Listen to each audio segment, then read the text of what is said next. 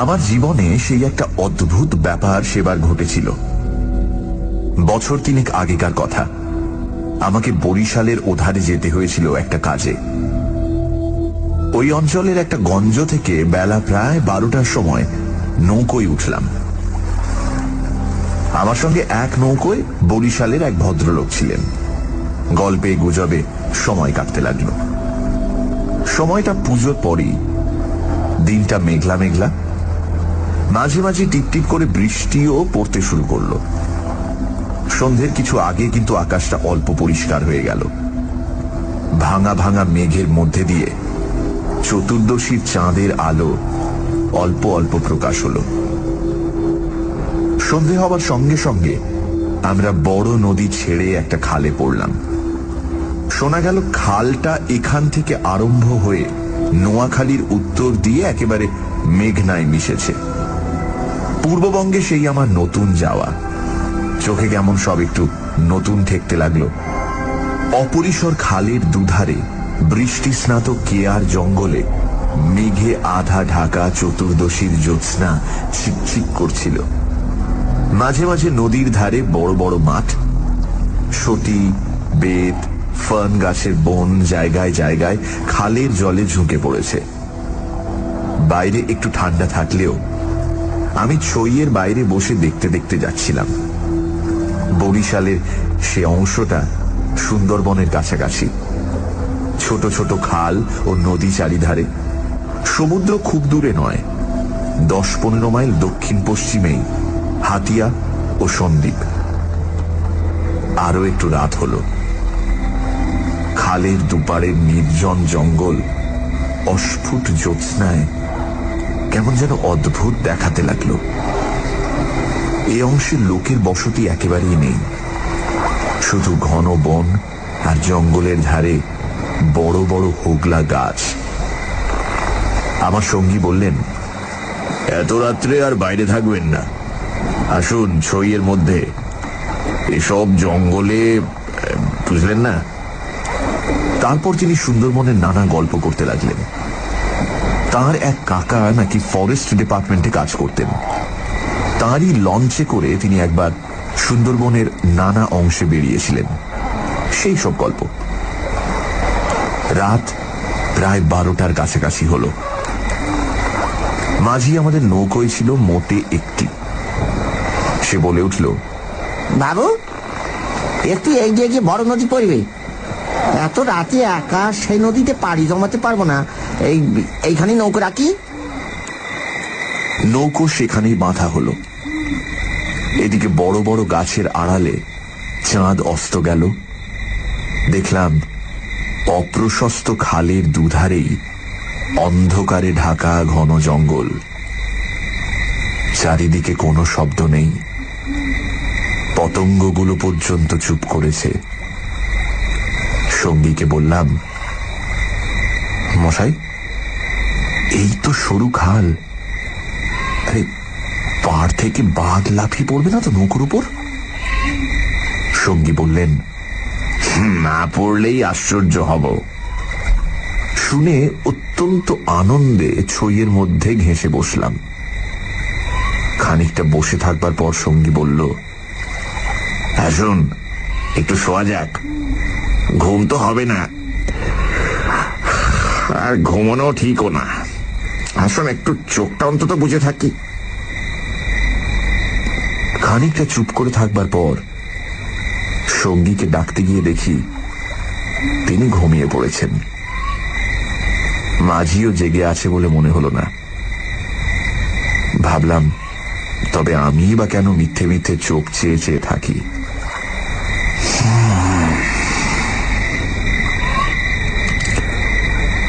তারপর যা ঘটল সেটি আমার জীবনের এক অদ্ভুত অভিজ্ঞতা। শুতে যাচ্ছি, হঠাৎ আমার কানে গেল অন্ধকার ঘন ঝোপের ওপাশে অনেক দূরে গভীর জঙ্গলের মধ্যে কি যেন কোথায় গ্রামোফোন বাজাচ্ছে। তাড়াতাড়ি উঠে বসলাম। গ্রামোফোন? এই বনে এত রাতে গ্রামোফোন বাজাবে কে? কান পেতে শুনলাম গ্রামোফোন না, অন্ধকার হিজল হিমতাল গাছগুলো যেখানে খুব ঘন হয়ে আছে সেখান থেকে কারা যেন উচ্চ কণ্ঠে আর্ত করুণ সুরে কি যেন বলছে।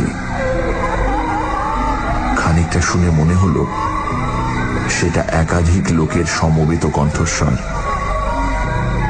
প্রতিবেশীর তেতলার ছাদে গ্রামোফোন বাজলে যেমন খানিকটা স্পষ্ট খানিকটা অস্পষ্ট অথচ বেশ একটা একটানা সুরের ঢেউ এসে কানে পৌঁছয়, এও অনেকটা সেইভাবে। মনে হলো যেন কতকগুলো অস্পষ্ট বাংলা ভাষার শব্দ কানে গেল, কিন্তু ধরতে পারা গেল না কথাগুলো কি। শব্দটা মাত্র মিনিট খানেক স্থায়ী হলো, তারপরই অন্ধকার বনভূমি যেমন নিস্তব্ধ ছিল আবার তেমনি নিস্তব্ধ হয়ে গেল। তাড়াতাড়ি ছইয়ের বাইরে এলাম।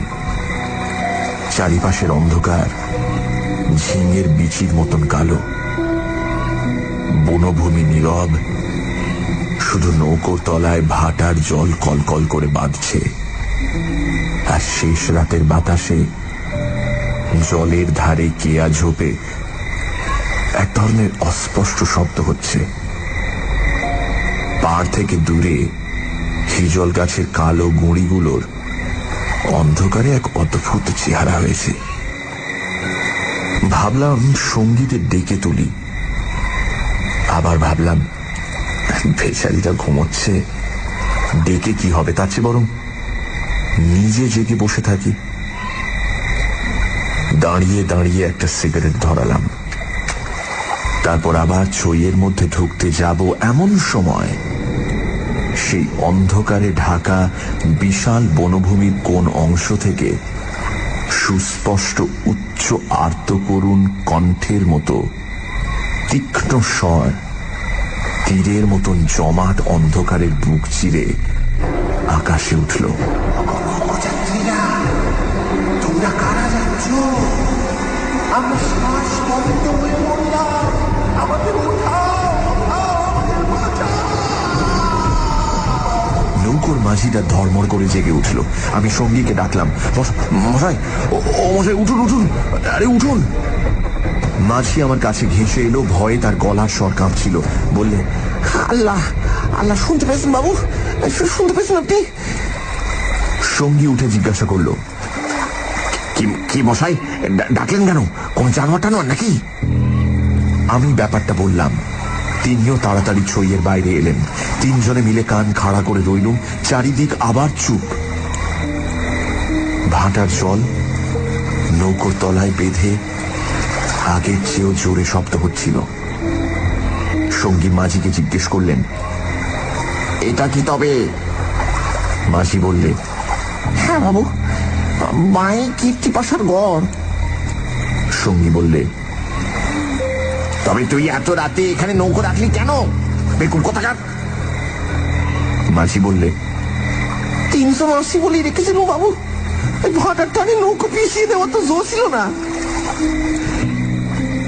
কথাবার্তার ধরন শুনে সঙ্গীকে বললাম, কি মশাই, কি ব্যাপার, আপনি কিছু জানেন নাকি? ভয় যত না হোক, বিস্ময়ে আমরা কেমন হয়ে গিয়েছিলাম। সঙ্গী বললেন, ওরে, তোর সে কেরোসিনের ডিবেটা জাল। আরে আলো জেলে বসে থাকা যাক, রাত তো এখনো ঢের। মাঝিকে বললাম, তুই শব্দটা শুনতে পেয়েছিলি? সে বলল, হ্যাঁ বাবু, এই আওয়াজ কানে গিয়েই তো আমার ঘুম ভেঙে গেল। আমি আরো দুবার নৌকো বেয়ে যেতে যেতে ও ডাক শুনেছি। সঙ্গী বললেন, এটা এই অঞ্চলের একটা অদ্ভুত ঘটনা। তবে এই জায়গাটা সুন্দরবনের সীমানায় বলে আর এই অঞ্চলে কোনো লোকালয় নেই বলে শুধু নৌকোর মাঝিদের কাছে এটা সুপরিচিত। এর পেছনে একটা ইতিহাস আছে, সেটা অবশ্য নৌকোর মাঝিদের পরিচিত নয়। সেইটা আপনাকে বলি, শুনুন। তারপর কেরোসিনের ডিবার আলোয় অন্ধকার বনের বুকের মধ্যে বসে সঙ্গীর মুখে কীর্তি পাশার গড়ের ইতিহাসটা শুনতে লাগলাম। 250 বছর আগের কথা। মুনিম খাঁ তখন গৌড়ের সুবেদার। এই অঞ্চলে তখন 12 ভূঁইয়ার 2 প্রতাপশালী ভূঁইয়া রাজা রামচন্দ্র রায় ও ঈসা খাঁ মসনদে আলীর খুব প্রতাপ। মেঘনার মোহনার বাহির সমুদ্র, যাকে এখন সন্দ্বীপ চ্যানেল বলে, সেখানে তখন মগ আর পর্তুগিজ জলদস্যুরা শিকারের খোঁজে ওত পেতে বসে থাকত। সে সময় এখানে এরকম জঙ্গল ছিল না। এই সমস্ত জায়গা কীর্তি রায়ের অধিকারে ছিল। এইখানে তার সুদৃঢ় দুর্গ ছিল। মগ জলদস্যুদের সঙ্গে তিনি অনেকবার লড়েছিলেন। তার অধীনে সৈন্য সামন্ত, কামান, যুদ্ধের কোষা সবই ছিল। সন্দ্বীপ তখন ছিল পর্তুগিজ জলদস্যুদের প্রধান আড্ডা। এদের আক্রমণ থেকে আত্মরক্ষা করবার জন্য এই অঞ্চলের সকল জমিদারকেই সৈন্যদল দৃঢ় করে গড়তে হতো। এ বনের পশ্চিম ধার দিয়ে তখন আরেকটা খাল বড় নদীতে পড়ত। বনের মধ্যে তার চিহ্ন এখনো আছে।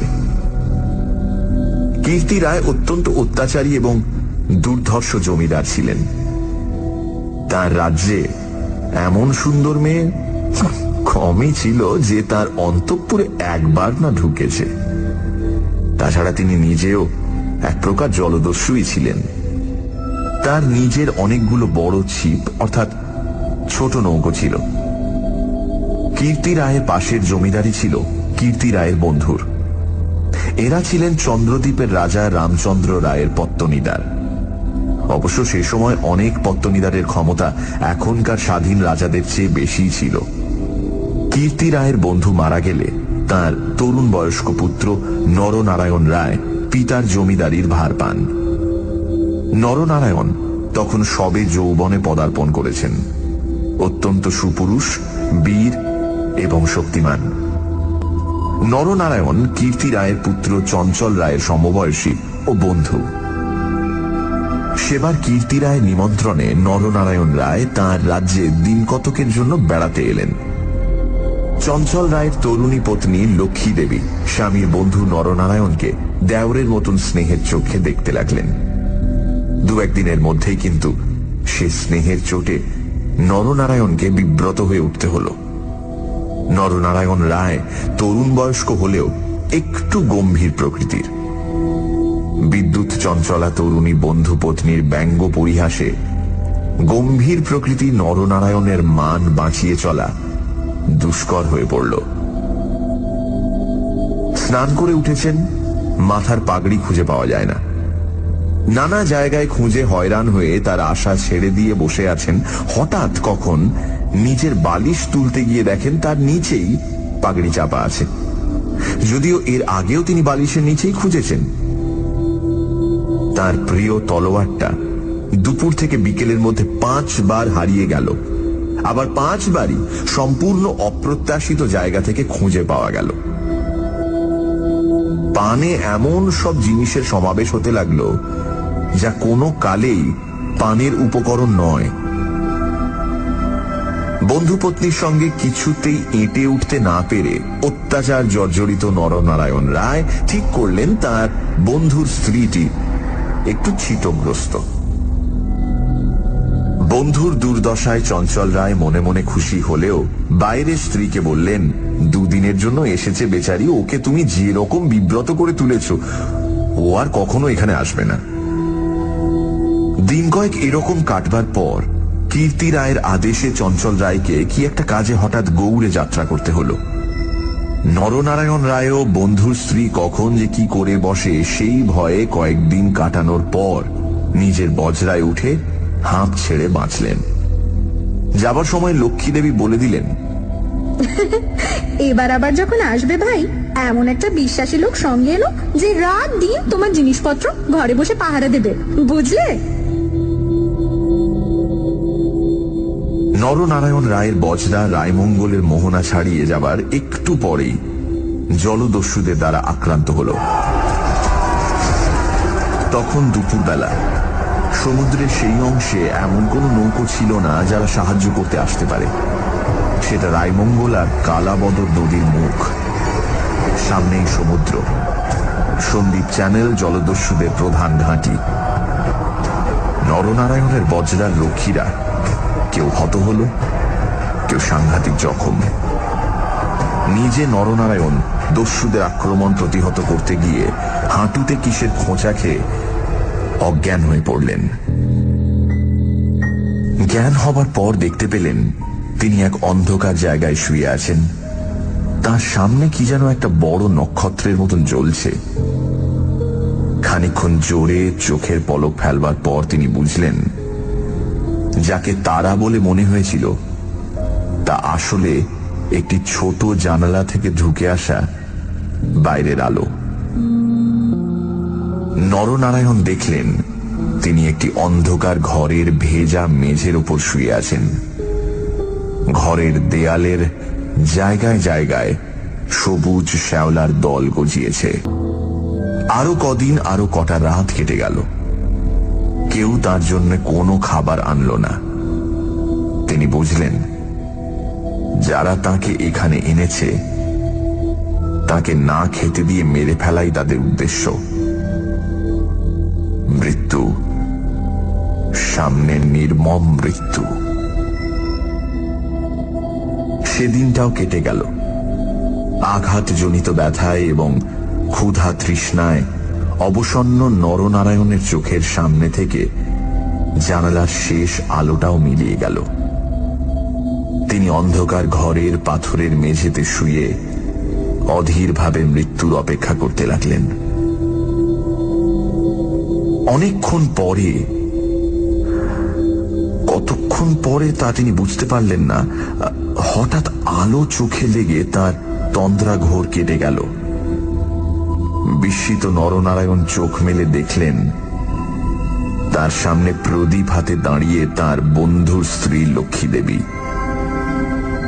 কথা বলতে গিয়ে লক্ষ্মী দেবীর ইঙ্গিতে নরনারায়ণ থেমে গেলেন। লক্ষ্মী দেবী হাতের প্রদীপটি আঁচল দিয়ে ঢেকে নরনারায়ণকে তার অনুসরণ করতে ইঙ্গিত করলেন। একবার নরনারায়ণের সন্দেহ হল এসব স্বপ্ন নয় তো, কিন্তু ওই যে দীপশিখার উজ্জ্বল আলোয় ভিজে দেয়ালে সবুজ শ্যাওলার দল স্পষ্ট দেখা যাচ্ছে। নরনারায়ণ শক্তিমান যুবক, ক্ষুধায় দুর্বল হয়ে পড়লেও নিশ্চিত মৃত্যুর গ্রাস থেকে বাঁচবার উৎসাহে তিনি দ্রুত পায়ে বন্ধু পত্নীর পেছন পেছন চললেন। একটা বাঁকা পাথরের সিঁড়ি দিয়ে উপরে উঠে একটি দীর্ঘ সুড়ঙ্গ পার হবার পর তিনি দেখলেন যে তারা কীর্তি রায়ের প্রাসাদের সামনের খাল ধারে এসে পৌঁছেছেন। লক্ষ্মী দেবী একটা ছোট বেতে বোনা থলি বার করে তার হাতে দিয়ে বললেন, এতে খাবার আছে, এখানে খেও না। তুমি সাঁতার জানো, খাল পার হয়ে ওপারে গিয়ে কিছু খেয়ে নাও, তারপর যত শিগগির পারো পালিয়ে যাও। ব্যাপারটা কি নরনারায়ণ রায় একটু একটু করে বুঝলেন। তার বিস্তৃত জমিদারি কীর্তি রায়ের জমিদারির পাশেই, এবং তার অবর্তমানে কীর্তি রায় ভবিষ্যৎ জমিদার। অত বড় বিস্তৃত ভূসম্পত্তি সৈন্য সামন্ত কীর্তি রায়ের হাতে এলে তিনি কি আর কিছু গ্রাহ্য করবেন? প্রদীপের আলোয় নরনারায়ণ দেখলেন তার বন্ধুপত্নীর মুখে সে চটুল হাসি রেখার চিহ্ন নেই। তার মুখখানি সহানুভূতিতে ভরা মাতৃমুখের মতন স্নেহ কোমল হয়ে এসেছে। তাদের চারপাশে গাঢ় অন্ধকার, মাথার উপর আকাশের বুক চিরে দিগন্ত বিস্তৃত উজ্জ্বল ছায়াপথ। কাছেই খালের জল জোর ভাটার টানে তীরের হোগলা গাছ দুলিয়ে কলকল শব্দে বড় নদীর দিকে ছুটেছে। নরনারায়ণ আবেগপূর্ণ সুরে জিজ্ঞাসা করলেন, বউ ঠাকুরুন, চঞ্চল কি এর মধ্যে আছে? লক্ষ্মী দেবী বললেন, না ভাই, তিনি কিছু জানেন না। এই সব শ্বশুর ঠাকুরের কীর্তি, এই জন্যই তাকে অন্য জায়গায় পাঠিয়েছেন। এখন আমার মনে হচ্ছে গৌটো সব মিথ্যে। নরনারায়ণ দেখলেন লজ্জায় দুঃখে তার বন্ধুপত্নীর মুখ বিবর্ণ হয়ে উঠেছে। লক্ষ্মী দেবী আবার বললেন, আমি আজ জানতে পারি খিড়কিগড়ের পাইক সর্দার আমায় মা বলে। তাকে দিয়ে দুপুরহাটের পাহারা সব সরিয়ে রেখে দিয়েছিলাম, তাই। নরনারায়ণ বললেন, বউ ঠাকুরুন, আমার এক বোন ছেলেবেলায় মারা গিয়েছিল। তুমি আমার সেই বোন, আজ আবার ফিরে এলে। লক্ষ্মী দেবীর পদ্মের মতো মুখখানি চোখের জলে ভেসে গেল। একটু ইতস্তত করে বললেন, ভাই, বলতে সাহস পাই না, তবু একটা কথা বলছি, বোন বলে যদি রাখো। নরনারায়ণ জিজ্ঞাসা করলেন, কি কথা বউ ঠাকুরুন? লক্ষ্মী দেবী বললেন, তুমি আমার কাছে বলে যাও ভাই যে শ্বশুর ঠাকুরের কোনো অনিষ্ট চিন্তা তুমি করবে না।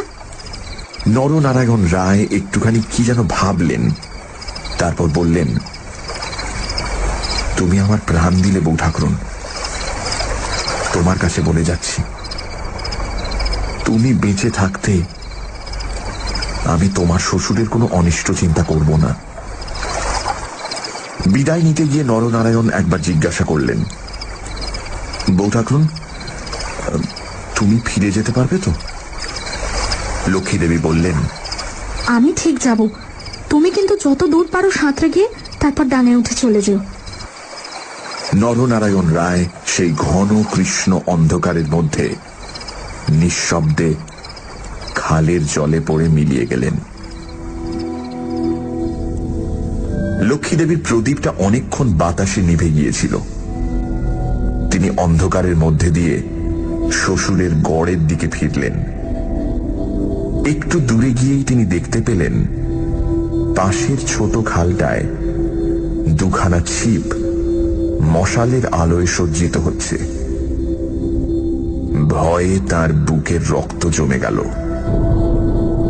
সর্বনাশ, এরা কি তবে জানতে পেরেছে? দ্রুত পায়ে অগ্রসর হয়ে গুপ্ত সুড়ঙ্গের মুখে এসে তিনি দেখলেন সুড়ঙ্গের পথ খোলাই আছে। তিনি তাড়াতাড়ি সুড়ঙ্গের মধ্যে ঢুকে পড়লেন। কীর্তি রায় বুঝতেন নিজের হাতের আঙুলও যদি বিষাক্ত হয়ে ওঠে তো তাকে কেটে ফেলাই সমস্ত শরীরের পক্ষে মঙ্গল। পরদিন আবার দিনের আলো ফুটে উঠল, কিন্তু লক্ষ্মী দেবীকে আর কোনো দিন কেউ দেখেনি। রাতের হিংস্র অন্ধকার তাকে গ্রাস করে ফেলেছিল।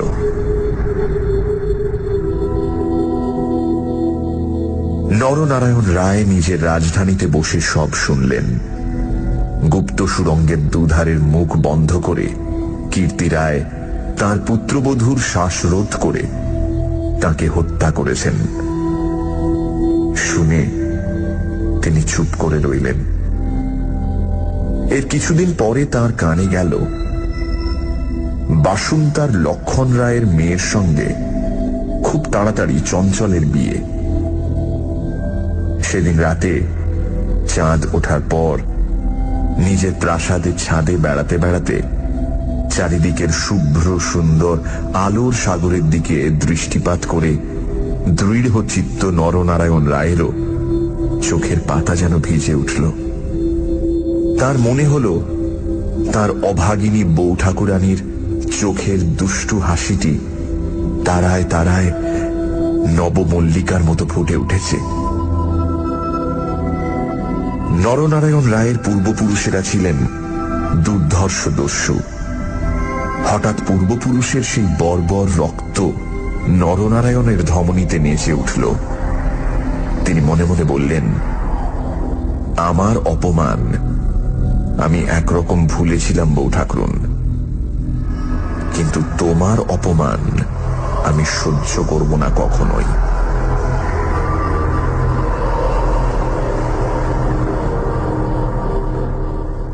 কিছুদিন কেটে গেল। তারপর একদিন এক শীতের ভোর রাতের কুয়াশা কেটে যাওয়ার সঙ্গে সঙ্গে দেখা গেল কীর্তি রায়ের গড়ের খালের মুখ ছিপে সুলুপে জাহাজে ভরে গিয়েছে। তোপের আওয়াজে কীর্তি রায়ের প্রাসাদ দুর্গের ভিত ঘন ঘন কেঁপে উঠতে লাগল। কীর্তি রায় শুনলেন আক্রমণকারী নরনারায়ণ রায়। সঙ্গে দুরন্ত পর্তুগিজ জলদস্যু সেবাস্টিও গঞ্জালেস। উভয়ের সম্মিলিত বহরের 40খানা কোষা খালের মুখে চড়াও হয়েছে। পুরো বহরের বাকি অংশ বাইরের নদীতে দাঁড়িয়ে। এই আক্রমণের জন্য কীর্তি রায় আগে থেকে প্রস্তুত ছিলেন। কেবল প্রস্তুত ছিলেন না, নরনারায়ণের সঙ্গে গঞ্জালেসের যোগদানের জন্য। এই কীর্তি রায়ের কাছে সম্পূর্ণ অপ্রত্যাশিত ঘটনা। তাহলেও কীর্তি রায়ের গড় থেকেও তোপ চলল। গঞ্জালেস সুদক্ষ নৌবীর। তার পরিচালনে 10খানা সুলুপ চড়া ঘুরে গড়ের পাশের ছোট খালে ঢুকতে গিয়ে কীর্তি রায়ের নৌবাহিনীর এক অংশ দ্বারা বাধা প্রাপ্ত হল।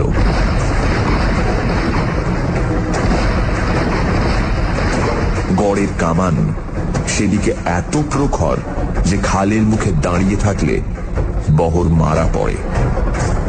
গঞ্জালেস 2খানা কামানবাহী সুলুপ ছোট খালের মুখে রেখে বাকিগুলো সেখান থেকে ঘুরিয়ে এনে চড়ার পিছনে দাঁড় করালো।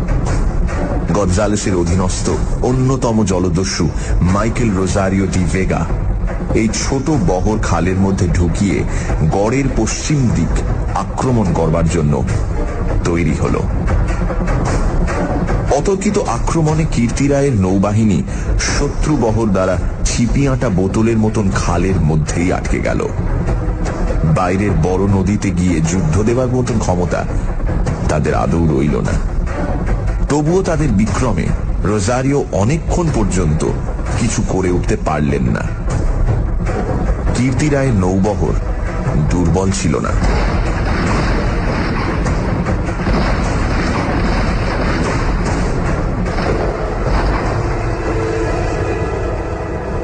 বিকেলের দিকে রোজারিওর কামানের মুখে গড়ের পশ্চিম দিকটা একেবারে হুমড়ি খেয়ে পড়ে গেল। নরনারায়ণ রায় দেখলেন প্রায় 30খানা কোষা জখম অবস্থায় খালের মুখে পড়ে। কীর্তি রায়ের গড়ের কামানগুলো সব চুপ। নদীর দুপাড় ঘিরে সন্ধে নেমে আসছে। উপরে নিস্তব্ধ নীল আকাশে কেবলমাত্র এক ঝাঁক শকুনি কীর্তি রায়ের গড়ের উপর চক্রাকারে ঘুরছে। হঠাৎ নরনারায়ণ রায়ের চোখের সামনে বন্ধু পত্নীর কাতর মিনতিপূর্ণ সেই চোখ দুটি মনে পড়ল। তীব্র অনুশোচনায় তার মন তখনই ভরে উঠল। তিনি করেছেন কি? এই রকম করে কি তিনি তার স্নেহময়ী প্রাণদাত্রীর শেষ অনুরোধ রাখতে এসেছেন? নরনারায়ণ রায় হুকুম জারি করলেন, কীর্তি রায়ের পরিবারের এক প্রাণীরও যেন প্রাণহানি না হয়। একটু পরেই সংবাদ এলো গড়ের মধ্যে কেউ নেই। নরনারায়ণ রায় বিস্মিত হলেন। তিনি তক্ষণে নিজে গড়ের মধ্যে ঢুকলেন। তিনি এবং গঞ্জালেস গড়ের সমস্ত অংশ তন্ন তন্ন করে খুঁজলেন। দেখলেন সত্যি কেউ নেই। পর্তুগিজ বহরের লোকেরা গড়ের মধ্যে লুটপাট করতে গিয়ে দেখলেন মূল্যবান জিনিসপত্র বড় কিছু নেই। পরদিন দ্বীপ্রহর পর্যন্ত লুটপাট চলল। কীর্তি রায়ের পরিবারের একটি প্রাণীরও সন্ধান পাওয়া গেল না।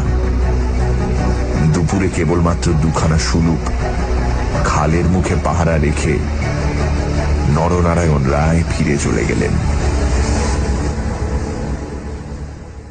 এই ঘটনার দিন কয়েক পরে পর্তুগিজ জলদস্যুর দল লুটপাট করে চলে গেলে কীর্তি রায়ের এক কর্মচারী গড়ের মধ্যে প্রবেশ করে। আক্রমণের দিন সকালেই এই লোকটি গড় থেকে আরো অনেকের সঙ্গে পালিয়েছিল। ঘুরতে ঘুরতে একটা বড় থামের আড়ালে সে দেখতে পেল একজন আহত মুমূর্ষু লোক তাকে ডেকে কি যেন একটা বলবার চেষ্টা করছে। কাছে গিয়ে সে লোকটাকে চিনতে পারল। লোকটি কীর্তি রায়ের পরিবারের এক বিশ্বস্ত পুরনো কর্মচারী। তার মৃত্যুকালীন অস্পষ্ট কথায় আগন্তুক কর্মচারীটি মোটামুটি যা বুঝল তাতেই তার কপাল ঘেমে উঠল। সে বুঝল কীর্তি রায় তার পরিবারবর্গ এবং ধনরত্ন নিয়ে মাটির নিচের এক গুপ্ত স্থানে আশ্রয় নিয়েছেন এবং এই লোকটি, একমাত্র এই লোকটি তার সন্ধান জানে। তখনকার আমলে কেউ এই গুপ্ত পথগুলি না খুলে দিলে সেখান থেকে বেরুবার উপায় কিন্তু ছিল না। কোথায় সে মাটির নিচে ঘর তা স্পষ্ট করে বলবার আগেই আহত লোকটি মারা গেল। বহু অনুসন্ধানেও গড়ের কোন অংশে সে গুপ্ত গৃহ ছিল সেটার কেউই সন্ধান দিতে পারল না। ওই ছোট খালটা প্রকৃতপক্ষে সন্দীপ চ্যানেলেরই একটা খাড়ি। খাড়ির ধার থেকে একটুখানি গেলে গভীর অরণ্যের ভেতর কীর্তি রায়ের গড়ের বিশাল ধ্বংসস্তূপ এখনো বর্তমান আছে, দেখা যাবে। বহুদিন থেকেই এখানে একটা অদ্ভুত ব্যাপার ঘটে থাকে।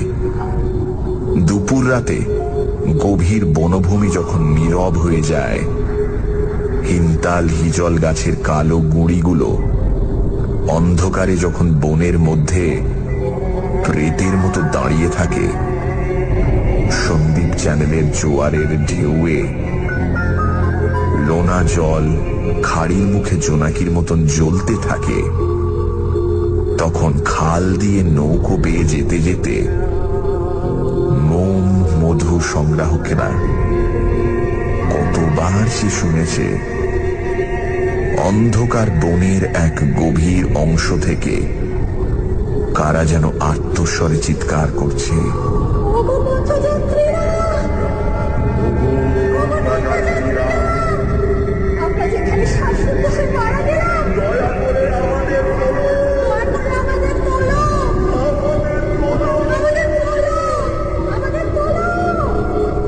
ভয়ে বেশি রাতে এ পথে কেউ নৌকা বাইতে চায় না।